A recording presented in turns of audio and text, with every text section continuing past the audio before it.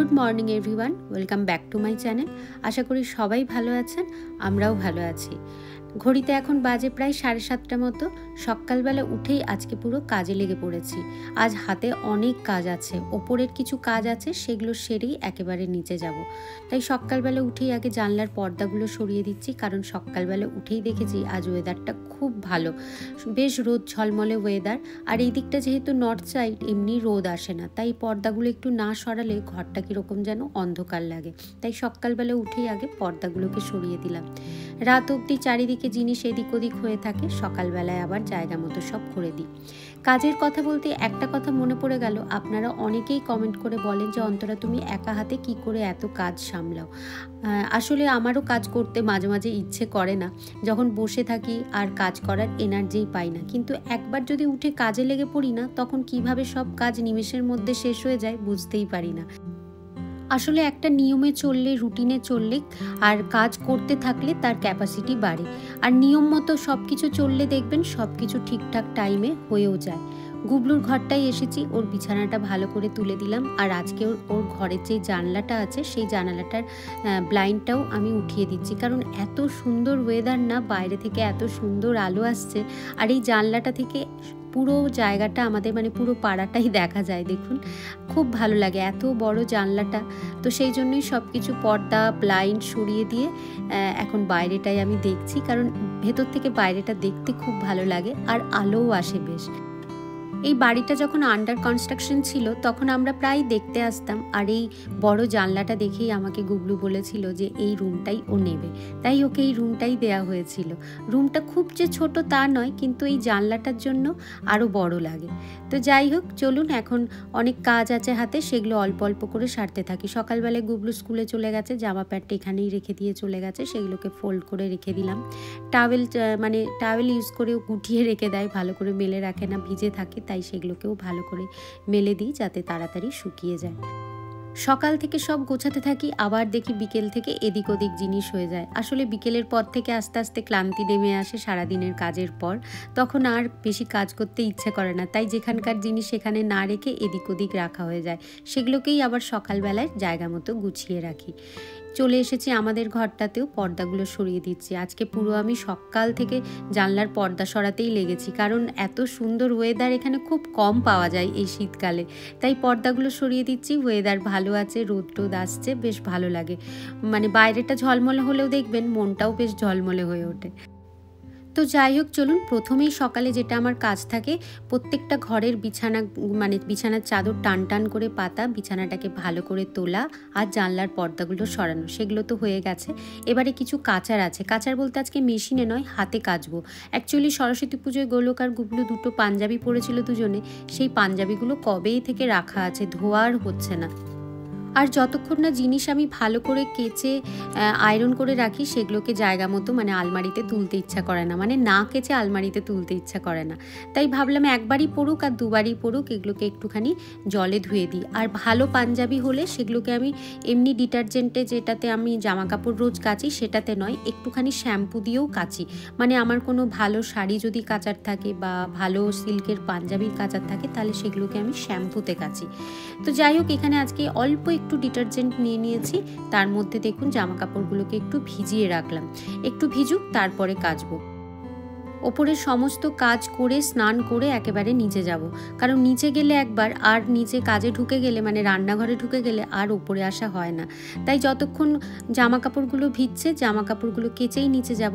সেই সময়টুকুতে এইখানে বেডশিট, তারপরে পিলো কভার, যে টাওয়েল, এগুলো কাচতে দিয়েছিলাম, কেচে রাখা ছিল, সেগুলোকেই ফোল্ড করে রাখছি।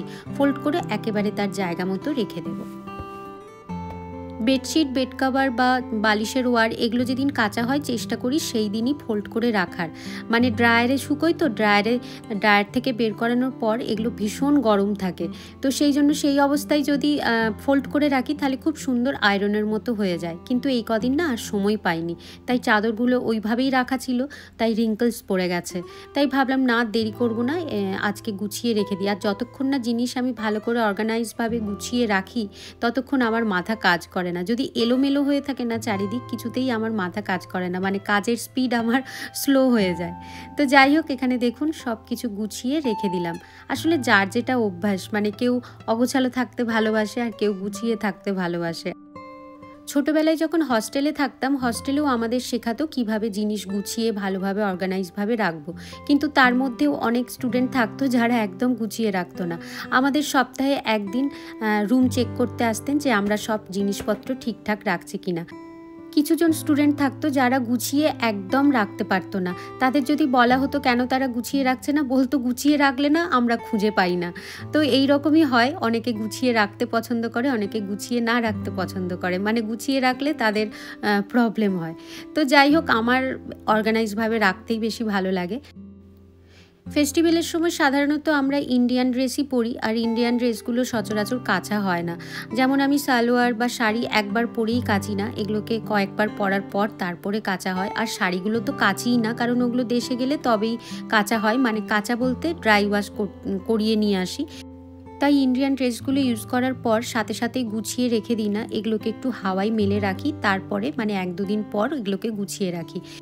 এই কিছুদিন আগেই হোলি গেল, তো হোলির জন্য আমার বাড়িতে একটা ছোট্ট করে গেট টুগেদার করেছিলাম, তো সেখানেও শাড়ি পরেছিলাম। তাছাড়া আমরা বেঙ্গলিরা মিলে একটা জায়গাতে হোলি সেলিব্রেট করেছিলাম, তো সেইখানেও এই সালোয়ারটা পরেছিলাম। তো এগুলো খুলে রাখার পর বাইরেই রেখেছিলাম কিছুদিন হাওয়াতে, তারপরে দেখুন এখানে গুছিয়ে রাখছি যেখানে আমার সমস্ত কুর্তাগুলো থাকে।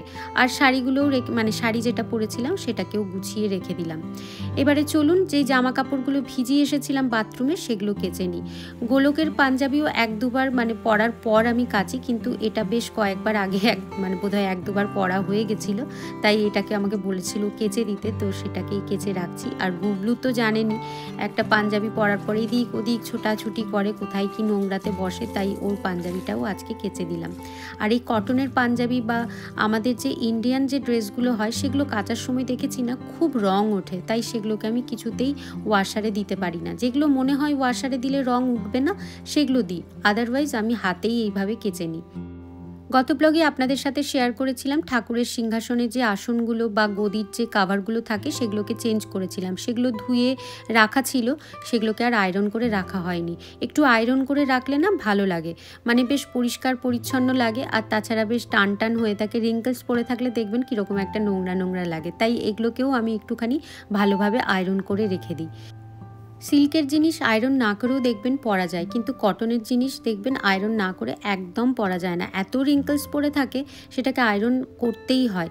আর ঠাকুরের সিংহাসনে যে আসন বা গদির যে কাভারগুলো থাকে সেগুলো সব কটনের, তাই এত রিঙ্কলস পড়ে থাকে, এগুলোকে বাধ্য হই আয়রন করতে।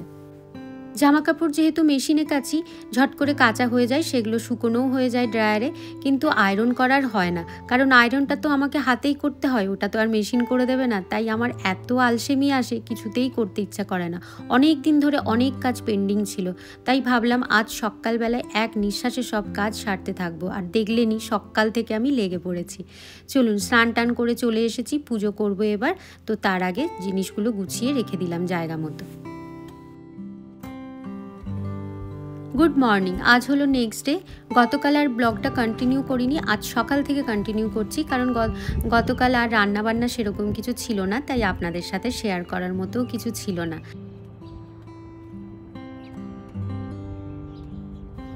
দেখছেন পাখির কি সুন্দর কিচিরমিচির শব্দ শোনা যাচ্ছে, সকালবেলায় বেশ ভালো লাগছে। আর শুধু ভাবছি কবে আমি গাছ আনবো আর এনে আমার এই বাগানটাতে লাগাবো। চলুন বেডটা একবার দেখে আসি। এখানটায় ঝড়ে যা অবস্থা করেছে, বেড়া যেটা বানিয়েছিলাম ঝড়ে সেটা পুরো দেখুন ভেঙে গেছে। আর বেডের ওপরে খরগোশগুলো এমন তাণ্ডব করে, তাই দেখছিলাম ওরা কিছু উৎপাত করছে কিনা। যাই হোক, চলুন এবারে ভেতরে যাই, অনেক কাজ আছে হাতে। গুড মর্নিং এভরিওয়ান, আজ হচ্ছে নেক্সট ডে, আজ হচ্ছে ফ্রাইডে। সকাল থেকে ব্লগটা আবার শুরু করছি। সকাল নয়, এখন 10:30 বাজতে যায়। সকালবেলায় উঠে এদের ব্রেকফাস্ট দিলাম, তারপরে আমার আজকের যা সকালের মানে দুপুরের যা খাওয়া দাওয়া হবে তা রান্না করে নিলাম। তার কারণ হচ্ছে আজকে আবার আমার বাড়িতে কয়েকজন বন্ধুকে ডেকেছি। অনেকদিন ধরেই ভাবছিলাম ডাকবো, হয়ে উঠছিল না, তো ফাইনালি ওদেরকে ডেকেছি। তো তার জন্য তো রান্নাবান্না করতে হবে, তাই আগে দুপুরের রান্নাটা সেরে নিয়েছি। এবারে মানে গেস্টদের জন্য যে রান্নাটা করব সেটা শুরু করব।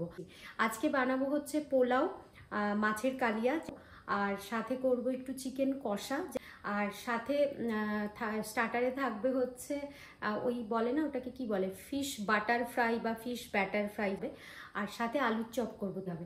তো চলুন শুরু করে দিই। মোটামুটি সমস্ত রান্নাবান্না হয়ে গেছে দুপুরের, এবারে মানে আমার গেস্টদের জন্য যে রান্না তার অভিযান শুরু করব। চলুন। হাতে এখন একটু সময় আছে, তাই ভাবলাম একেবারে কিচেনে ঢোকার আগে যে প্যান্ট্রিটা আছে সেটা একটু পরিষ্কার করি। নিতে নিতে একটু আধটু তো নোংরা হয়েই থাকে, নোংরা বলতে ওই আর কি অগোছালো হয়ে যায়। আর কিছু জিনিস নতুন এনে রেখেছিলাম, সেগুলোকেও ভালো করে ঢেলে রাখছি। আসলে একেবারে প্যাকেট সমেত রেখে দিলে না অনেকটা জায়গা নিয়ে নেয়, তাই খুলে এইভাবে রাখলে বেশ একটুখানি জায়গা থাকে। আর এইভাবে খুলে রাখলে সবার নিতেও সুবিধা হয়, তাই ভাবলাম সকালে যখন সময়টা আছে এই কাজটা করে নিই। এটা হচ্ছে আমার ব্রেড বাস্কেট, মানে এখানে যাবতীয় ব্রেডের জিনিস থাকে। এখানে চকলেট ব্রেডগুলো রাখছি, এগুলো গুগলু সকালবেলায় দুধের সাথে খেয়ে যায়, মানে স্কুলে যাওয়ার আগে। আর কিছু ব্রেডও আনা ছিল, সেগুলোও এখানে রেখে দিলাম। এই বাস্কেটটার মধ্যে শুধুই আমি ম্যাগি, পাস্তা, নুডলস যেগুলো থাকে সেগুলো রাখি। আর তার মধ্যেই কিছু এখানে নুনের জায়গা, মানে নুনের যে ক্যানগুলো হয় সেগুলোও এখানে রাখা ছিল। তো আমি সব আলাদা আলাদা রাখি যাতে খুঁজে পেতে সুবিধে হয়। তো সেই জন্য শুধুমাত্র নুডলস বা ম্যাগি এগুলোই রাখছি এখানে, আর এই ক্যানগুলোর জন্য একটা আলাদা অর্গানাইজারে করে রাখবো। সব কিছু একসাথে মিশিয়ে রাখি না, সব কিছুর জন্য একটা আলাদা আলাদা করে অর্গানাইজারে করে রাখি। যেমন বিস্কিটের জন্য একটা আলাদা, মশলার জন্য আলাদা, আর এই ম্যাগি পাস্তার জন্য আলাদা। তারপরে যে ক্যানগুলো বের করলাম নুনের বা আর যে জিনিসগুলো ক্যানে কিনে আনি সেগুলোর জন্য একটা আলাদা জায়গায় রাখি। তো এইভাবে রাখলে না খুঁজে পেতে সুবিধে হয়। আর জিনিস মানে বেশি জিনিস রেখে দিলে সেটাও আবার গুছিয়ে রাখা যায় না।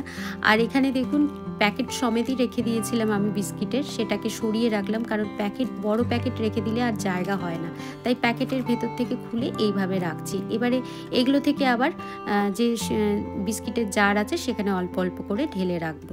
আর এখানে দেখুন এই জায়গাটাতে চা, সমস্ত ধরনের চা আছে, বেশ 2-3 ধরনের চা ইউজ করি, সেই চা আর সাথে এই ক্যানগুলো রেখে দিলাম। যখনই সময় পাই প্যান্ট্রিটা মাঝে মধ্যেই একটুখানি গুছিয়ে রাখি, আর মাঝে মধ্যে গুছিয়ে রাখার সাথে সাথে দেখাও হয়ে যায় কোন জিনিসটা ফুরিয়ে গেছে বা কোন জিনিসটা আছে। যেগুলো ফুরিয়ে গেছে একটা লিস্ট বানিয়ে নিই, তারপরে যেদিন বাজার যাই সেগুলো সব নিয়ে আসি। তাই মাঝে মধ্যে এইভাবে গুছিয়ে নিই। আর তা না হলে হঠাৎ করে কোনো জিনিস ফুরিয়ে গেছে সেটা জানিই না, আর রান্না করতে গিয়ে হঠাৎ মনে হলো এই মা এটা তো ফুরিয়ে গেছে, তাহলে এখন কি করব, তখন খুব মুশকিল হয়ে যায়। যাই হোক চলুন এবার ঝটপট রান্নায় লেগে যাই। আজকে মাছের কালিয়া করব, আর মাছের কালিয়াটা পেঁয়াজ কুচি করে করব না, পেঁয়াজটাকে বেটে করব। আর একসাথেই সব মশলাকে দেখুন আমি বেটে নিচ্ছি। এখানে পেঁয়াজ দিয়ে দিলাম, অল্প আদা, রসুন, কাঁচা লঙ্কা, আর তার সাথে দিলাম অল্প একটুখানি কাজু। কাজুটা দিলে একটু মাখা মাখা হয় আর টেস্টটাও একটু অন্যরকম হয়। দিয়ে সব একসাথে পেস্ট বানিয়ে নিয়েছি। আর এখানে তেল গরম হতেই তেলে গোটা গরম মশলা দিলাম, দারচিনি, এলাচ, লবঙ্গ, সাথে অল্প একটু জিরে, তেজপাতা আর শুকনো লঙ্কা। আর এখানে তারপরে ফোড়নটা ভাজা হয়ে যেতেই যে পেস্টটা বানিয়ে রেখেছিলাম সেটা দিয়ে দিলাম। এবারে বেশ অনেকটা তেলে ভালো করে এটাকে ভাজবো। মানে পেঁয়াজ বেটে করলে দেখেছি একটু তেল বেশি না দিলে পেঁয়াজটা কিন্তু ভাজা হয় না। আর এটার মধ্যে এবার একটু গুঁড়ো মশলা দিয়ে দিলাম, ওই ধনে গুঁড়ো, জিরে গুঁড়ো, একটু কাশ্মীরি লঙ্কার গুঁড়ো, আর একটু হলুদ গুঁড়ো, পরিমাণ মতো নুন আর মিষ্টি দিয়ে ভালো করে কষাচ্ছি যতক্ষণ না তেল ছেড়ে বেরিয়ে আসে, এবং গন্ধটাও যতক্ষণ না চেঞ্জ হয়ে যায়। এখানে দেখুন পেঁয়াজটা প্রায় কালারটাও চেঞ্জ হয়ে গেছে আর বেশ ভাজাও হয়ে এসছে। এবারে এর মধ্যে জল অ্যাড করে দিলাম, বেশ অনেকটাই মাছ আছে তাই একটু বেশি করে জলটা অ্যাড করলাম। এবারে ফুটতে ফুটতে জলটা কিন্তু একেবারে শুকিয়ে যাবে, যেহেতু কালিয়া করব তাই মাখাই করব। চলুন ফুটেও গেছে, এর মধ্যে এবার মাছগুলোকে দিয়ে দিচ্ছি। আর আজকে আমি করছি ভেটকি মাছের যে কালিয়া হয়। এখানে ভেটকি মাছ পাওয়া যাচ্ছে, আর ভেটকি মাছটা না এখানে ভেটকি হিসেবে বিক্রি হয় না, মানে ভেটকি নামে বিক্রি হয় না, এটা কোরাল নামে বিক্রি হয়। আর ইন্ডিয়া বাজার থেকে আমি কিনে এনেছি, বেশ ফ্রেশ ছিল জানেন, খুব সুন্দর মাছটা খেতে। আমেরিকায় আসার পর এই প্রথমবার আমি ভেটকি মাছ এনে রান্না করছি, তো বেশ ভালো খেতে। আগে একদিন করেছিলাম, বেশ কিছু পিস আমি রান্না করে খেয়েছিলাম, বেশ ভালো লেগেছিল। আর রুই মাছের মতো অতটা গন্ধও করছিল না, আর ধোয়ার সময় দেখলাম বেশ পরিষ্কার মাছটা, অত নোংরা নেই, তো বেশ ভালোই লেগেছে আমার। এর পরের বারও নিয়ে আসবো। তো যাই হোক এখানে মাংসটা বসিয়ে দিচ্ছি, গোলক করছে মাংসটা। আর তেলে দেখলেনি, ও তেলে প্রথমেই একটুখানি চিনি দিয়ে দিয়েছিল, চিনিটা যেই ক্যারামেলাইজ হয়ে যায় তারপরে ও ফোড়নটা অ্যাড করলো। ফোড়ন বলতে ওই এলাচ, লবঙ্গ, দারচিনি, তেজপাতা, শুকনো লঙ্কা আর একটু জিরে দিয়েছিল। দিয়ে তারপরে পেঁয়াজটা অ্যাড করে দিল। পেঁয়াজটা হালকা ভাজা হয়ে যেতেই তার মধ্যে আলুটাও অ্যাড করে দিয়েছিল, যেহেতু আলুগুলো একটু এখন সেদ্ধ হতে দেরি হয় তাই ও আগেই অ্যাড করে দিয়েছে আলু মানে পেঁয়াজের সাথেই। দিয়ে ভালো করে ভাজা হয়ে যেতে ওর মধ্যে মশলা অ্যাড করে দিল। মশলা বলতে আদা, রসুন, জিরে গুঁড়ো, ধনে গুঁড়ো, লঙ্কা গুঁড়ো, যা যা আমরা মশলা দিই মাংসতে সেটা দিয়ে ভালো করে এখানে দেখুন কষিয়ে নিচ্ছে। আর সাথে সাথে ধনে পাতাও দিয়ে দিল আর একটু টমেটো দিয়ে এবারে মশলাটাকে খুব ভালো করে কষাবে যতক্ষণ না তেল ছেড়ে বেরিয়ে আসে। এখানে দেখুন মশলাটা থেকে তেল ছেড়ে বেরিয়ে গেছে, বেশ সুন্দর কষানো হয়েছিল মশলাটা। তার মধ্যে দিয়ে দিল চিকেনটা। আসলে চিকেনটা তো খুব তাড়াতাড়ি হয়ে যায় এখানে, তাই আলুটাই আগে দিতে হয় ভাজতে, তা না হলে আলু সেদ্ধ হয় না আর মাংস সেদ্ধ হয়ে যায়। তো যাই হোক, বেশ কিছুক্ষণ ধরে কষিয়ে কষিয়ে রান্না করার পর এখন ঠিক এরকম এসে দাঁড়িয়েছে। এর মধ্যে আজকে আর জল দেব না, এটা মাংস থেকেই যেটুকু বেরিয়েছে। Good evening everyone. ঘড়িতে এখন বাজে প্রায় বিকেল 6টা মতো। বন্ধুদের আসতে এখনও ঘন্টাখানেক আছে, তাই হাতের আরও কিছু কাজ আছে, সেগুলো গুছিয়ে নিচ্ছি। পোলাওটা দুপুরেই বানিয়ে রেখেছিলাম, প্রেশার কুকারেই ছিল। ঠান্ডা হয়ে গেছে এখন, তাই একটা সার্ভিং বলে ঢেলে রাখছি। ঠান্ডা হয়ে গেছে তাই দেখুন ডালা ডালা পাকিয়ে গেছে। এটাকে একটু ভেঙে দিলাম, বেশ সুন্দর গন্ধ বেরোচ্ছে। চলুন, এটা তো হয়ে গেল। ভেবেছিলাম মাংসটাও একটা সার্ভিং বলে ঢেলে রাখবো, তারপরে মনে হলো এটাতেই গরম করতে বেশি সুবিধা হবে, তাই ওই ডেকচির মধ্যেই রেখে দিলাম। আর তাছাড়া ওটা দেখতেও সুন্দর, রেড কালারের, খারাপ লাগে না।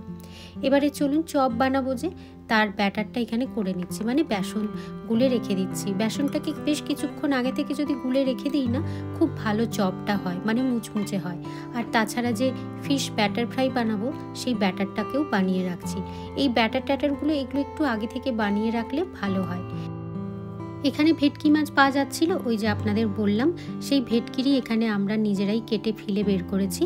সেটা থেকেই ভেটকি ফ্রাই, মানে যে ব্যাটার ফ্রাই হয় সেটা করব। আমার এমনি ফিশ ফ্রাই খেতে খুব ভালো লাগে, তারপরে ভেটকির এরকম ব্যাটার ফ্রাইও খুব ভালো লাগে। আর এটা আমি প্রথমবার বানাচ্ছি, দেখি কীরকম হয়। দাঁড়ান, চপের পুরটাও না ফ্রিজ থেকে বের করে রাখি, কারণ ঠান্ডা হয়ে থাকলে না খুব অসুবিধা হয়, চপের যে মানে চপটা বানাতে খুব অসুবিধা হয়।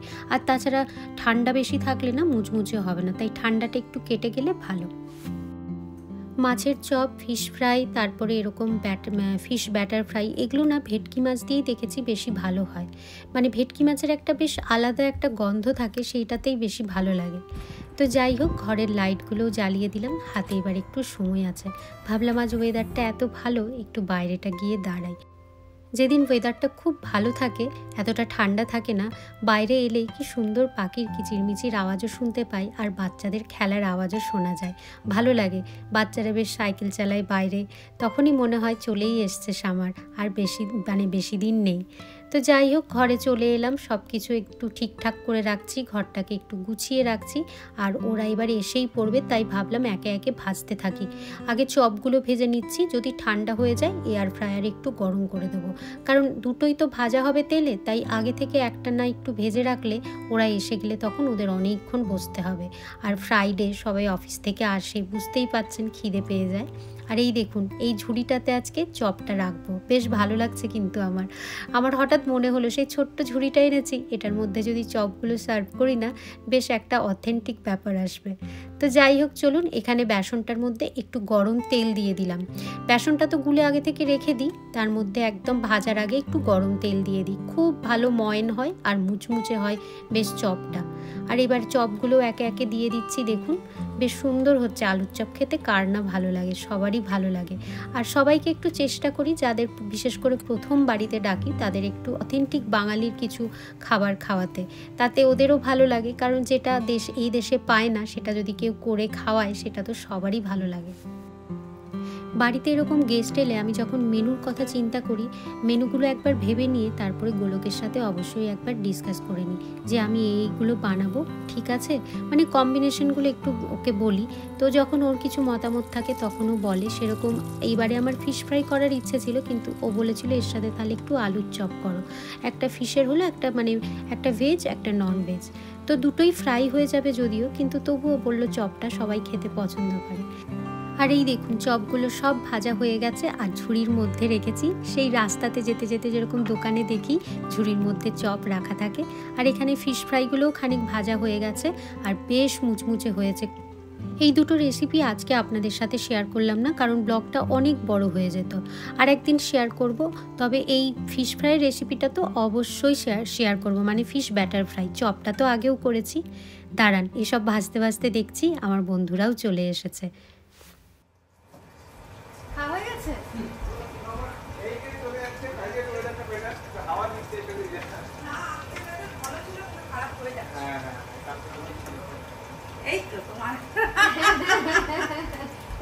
বাবা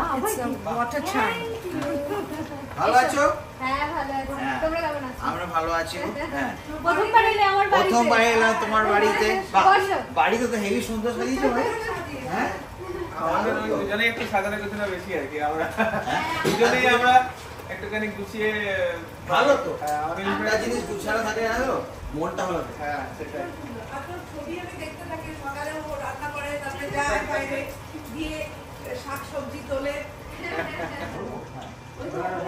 লাউ কুমড়ো সবাই এখানে তুমি তো প্রচুর চাষবাস করে দেখেছি। একটু একটু করি, কিন্তু তোর মতো চাষ করে রান্না করি না। তুমি কি পারাবি না? আমার রান্না টান্না অত পারি না। উইকেন্ডে একদম আমার ফুটবল খেলবি তো? হাই, ঠান্ডা লাগছে? আমি বলছি মা এত ভালো রান্না করে, ছেলে চিপটলে খাচ্ছে। না, ওর করে দিই ফেভারিট, বাট ও না বাঙালি এই পোলাও টোলা খুব একটা খেতে চায় না। হ্যাঁ এসো এসো। বাবা, কার পায়ের ধুলো পড়লো আমার বাড়িতে? বললে হবে বাবা। এটা আমার। তুমি তো মাছ টাছ কিসব বানাচ্ছ, আমাকে দিচ্ছ না। চলে আসতে হয়। দোলা চলো। আমি তো একদম ঝাঁপিয়ে হ্যাঁ, তো ঝাঁপিয়ে পড়ার জন্যই পড়ানোর জন্যই তো বানিয়েছি। এই তোমরা গন্ধ পাচ্ছ? ঝুড়িটা নিয়ে বসে পড়ি। এই দোলা, এই গন্ধটা পাচ্ছ বিয়ে বাড়ির মতো?